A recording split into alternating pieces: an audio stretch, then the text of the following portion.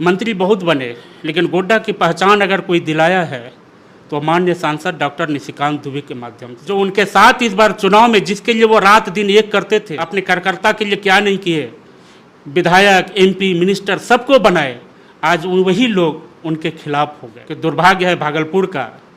और अगर वैसे सांसद अगर हमारे भागलपुर में रहते, अपने आदमी कहीं न कहीं उनके साथ छल किया है, जिनके ऊपर उनको पूरा विश्वास था, जिनके लिए उन्होंने बहुत कुछ, और देश में आज मंत्री के पद पे रहते, तो कहीं न कहीं हम लोग छोटे कार्यकर्ता का मनोबल टूटा। और रही बात मोदी जी का, उनके ऊपर बहुत स्नेह और बहुत प्यार है।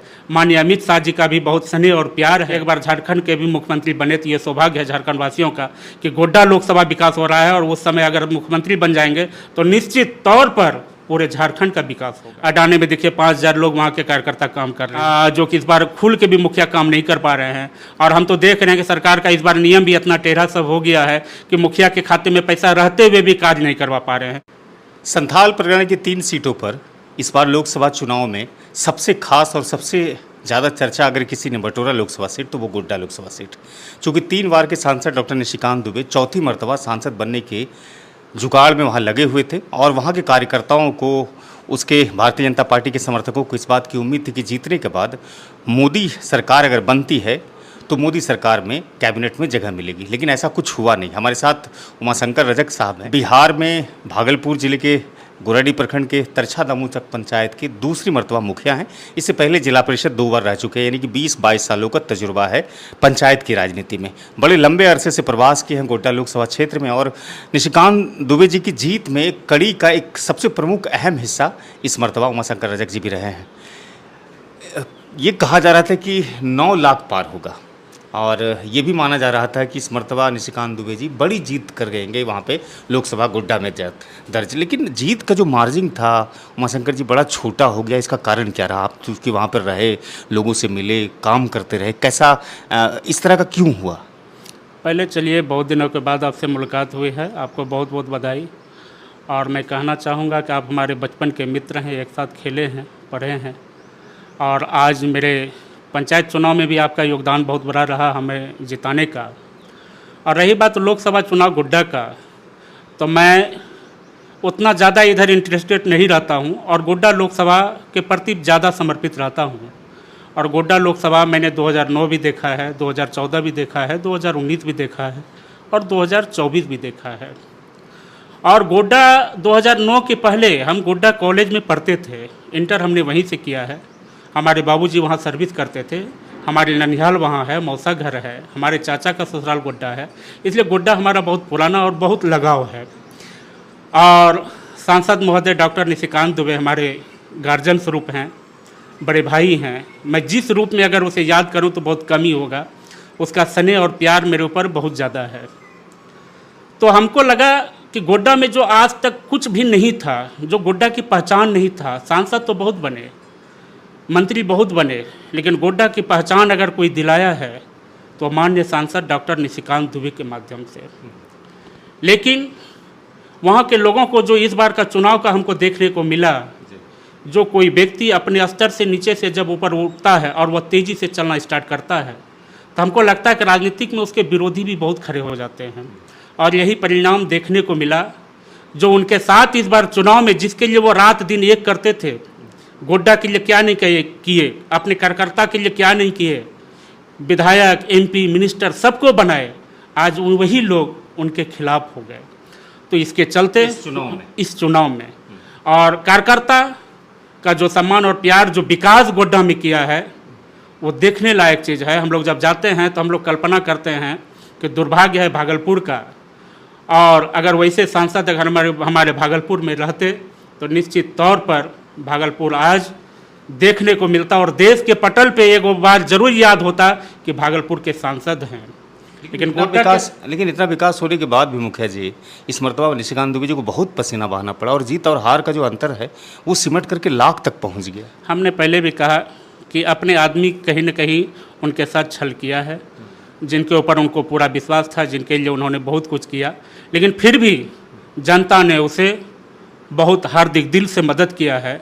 और 1,02,000 वोट से भी जीतना एक कम बड़ी जीत नहीं है। अच्छा, मोदी सरकार ने तीसरी मर्तबा शपथ लिया और कई मंत्रिमंडल के लोग शामिल भी हुए।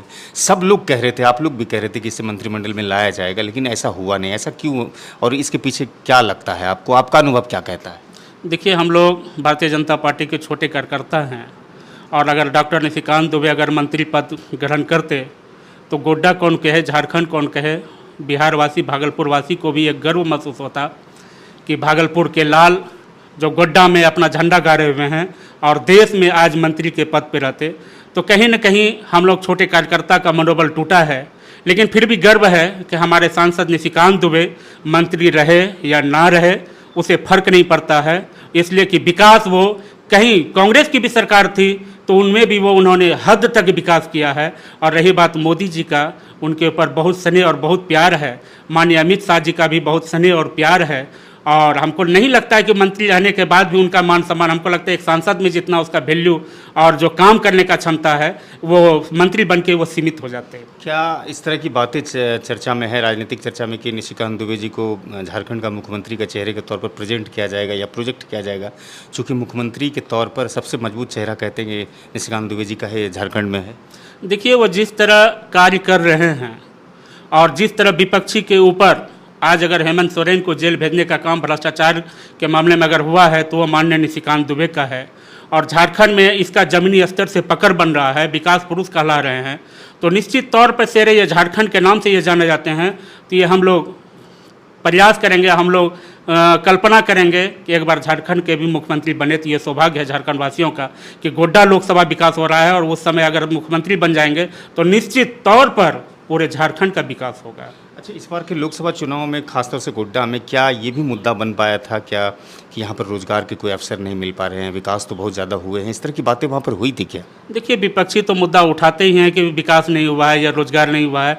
हम ये बात कर रहे हैं कभी अडानी हुआ है, अडानी में देखिए 5,000 लोग वहाँ के कार्यकर्ता काम कर रहे हैं। ऐसा थोड़े है कि वहाँ के आदमी को नहीं दूसरे जगह का आदमी को लिया जा रहा है, टोटल वहाँ के झारखंड के लोग काम कर रहे हैं। आज अगर एम्स है तो वहाँ के लोग अपना इलाज कर रहे हैं, आज अगर वह पॉलिटेक्निक कॉलेज है तो वहाँ के विद्यार्थी पढ़ रहे हैं, आज अगर वहाँ हवाई जहाज़ का अगर हुआ है तो वहाँ के बच्चे जो है वह बाहर जा रहे हैं, आज अगर पासपोर्ट की बात अगर गोड्डा में केंद्र खुला है तो वहाँ की वीज़ा जो है वो वहाँ के मुस्लिम भाई लोग का ज़्यादा फायदा उठा रहे हैं, रेलवे भी अगर आया है तो वहाँ के लोगों को फायदा हो रहा है।